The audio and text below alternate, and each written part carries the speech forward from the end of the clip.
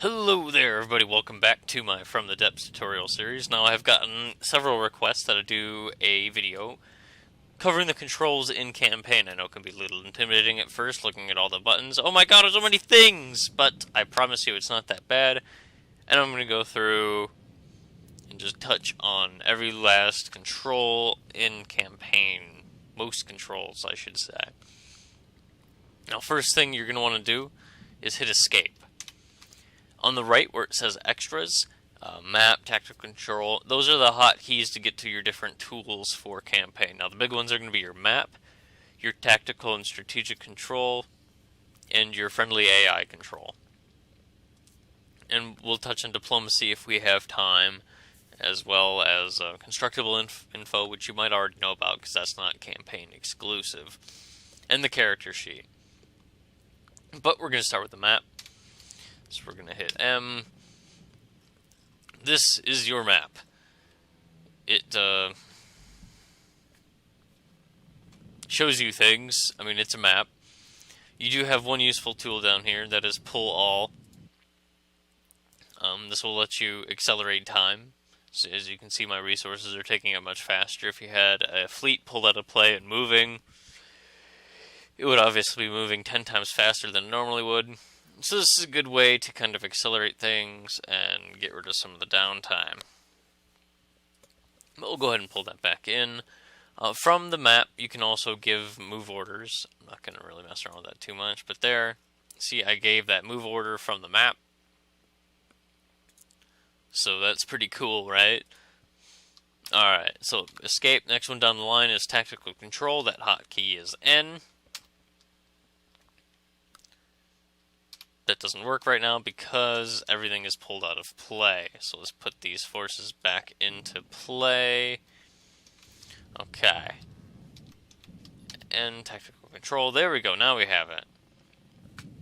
Tactical control, think of it as a zoomed in map view is basically what it is. In fact, if you scroll far enough out, it will just transform into the actual map view. However, and then you zoom back into the tactical view. I'm pretty sure that works both ways. But here you can give the same commands that you did before. You have access to these different modes, which you'll have a little bit more control of, really, in the strategic view. This is more for a little bit more fine-tuning. I mean, it's tactical, not strategic. It's more, in smaller scale. But now we're going to go to strategic control, which I kind of went too slow, but it's right here, E. You can either use the shortcut or just click on it.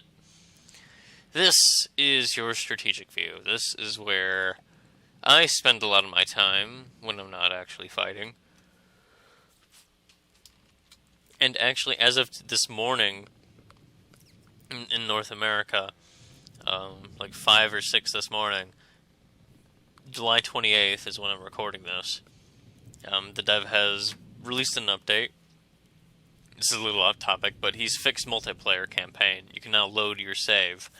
As well as that, he's made some battle tweaks. This interface is kind of new. He's tweaked it. It's a little more pleasing to the eye, I guess. Battles can start from further away. That's something for another day, though. Today I'm focusing on campaign controls. Here you have all of the options for that selected fleet. Now, how do you make a fleet, you ask? Well, you just make sure that you select both of these together. You hold Shift, click on both of them, and you hit merge these forces together into a fleet.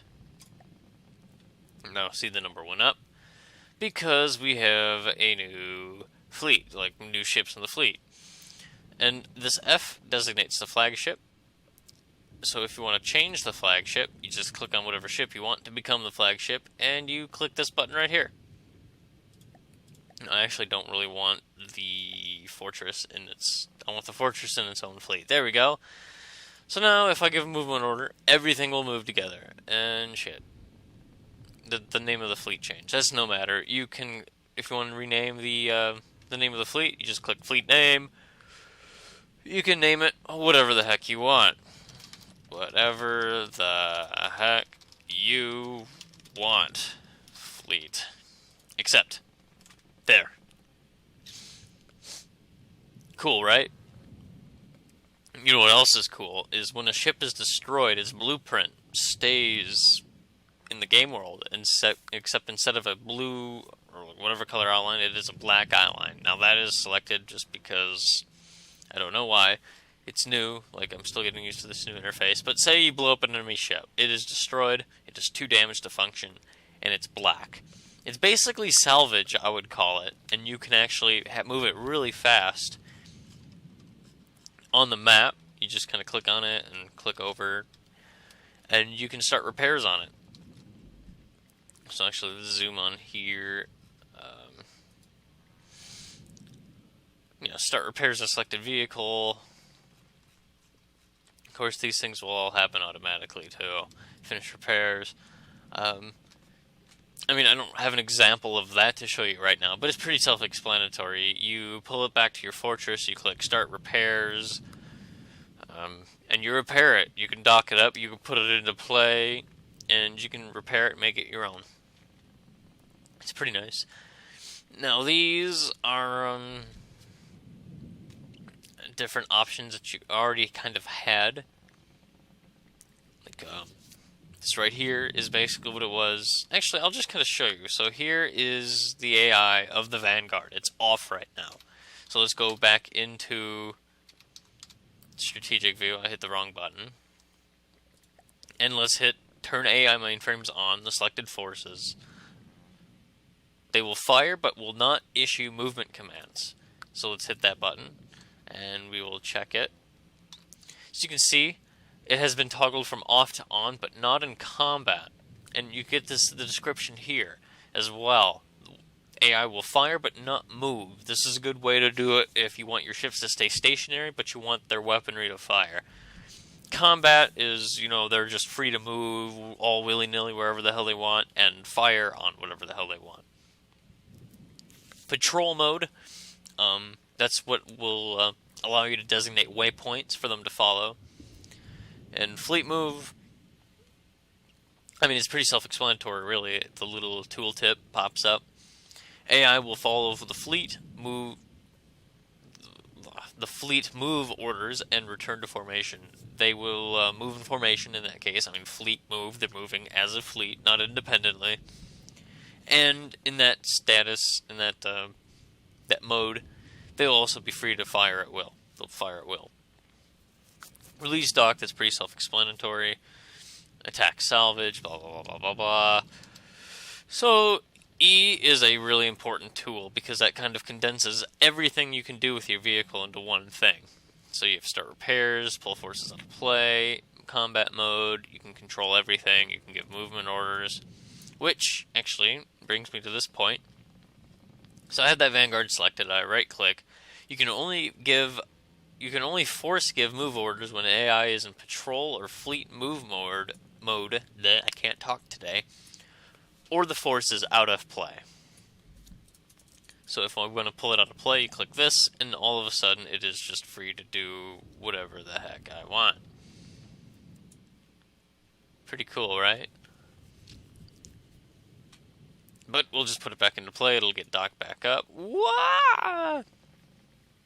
Now these buttons here. Retrofit. This is what happens if you have a different version of the same ship. So say you are working in, the creative mode or the sandbox, whatever the hell it's called. And you make some changes, you save it. That retrofit option will be able to take you to whatever version of the ship you want and outfit it with the new equipment or the downgraded equipment or whatever the hell you did to it. Whatever different version you want to change it to, it'll do that. Scrap this force and return blue resources. I can't talk. This will turn the force into a dead blueprint, which I'm pretty sure is what I was talking about before. So we're just going to scrap it. Yes. Yes. Yes, that's exactly what I was talking about. It is now black, and you can move it around. And all you have to do is hit Start Repairs on selected vehicle. Put this into play. And we'll just zoom in the tactical view here. And you see my repaired tentacles on my fortress. That's just a really weird sentence. are now building back the Vanguard. And of course up here you have the status. It's 6% built, 8%. It'll just build up back to 100%, assuming you have the resources. Now, if I had hit this button, scrap this force and return resources, it'll destroy this force completely. That means the resources will be collected by you, and you won't have that black blueprint. It'll just be gone, wiped off the face of Neater, whatever the name of the planet is. I don't remember. I think it's Neater. So there's that. So all this is fairly self-explanatory now, except, what is this? Duplicate all selected to new dead blueprints for repair. Okay. I'm just gonna hit this button. Oh, okay. So what this does is you duplicate. I just duplicated this Vanguard, and it is now a dead blueprint. Now, from there, I can just hit start repairs, put into play, just like I did that when I just scrapped it. So from there, you can just duplicate your ships and build more of them. So that's pretty cool. I'm just getting rid of this, and see when I hit scrap this force and destroy this force completely, bam, it's completely gone. There's no blueprint, no dead blueprint, it's just gone. It's dead and buried. What else have I got for you today? I mean, we already touched on AI control here, but really the strategic view has everything that you need for that. Tactical view, you can still give the movement orders. It's not as fine-tuned, I guess you could say. Like, you click Starting Fortress, and you have those different modes here. And it'll give you the different information, like what the AI is up to there, if it's doing anything. But all that is basically what you get here. Again, it's all fairly self-explanatory once you kind of get the feel for it. Constructible Info, kind of talked about that. Different options for repairs, allow repairing of other constructibles, repair this one, retrofitting options, diplomacy. Now, if you haven't done this, you activate this by hitting F1. And this page will give you information on all the factions. There's a little bit of backstory, which is kind of cool. Victory conditions. Excuse me. I just shaved and I have a little bit of razor burn. That's why I keep rubbing my chin.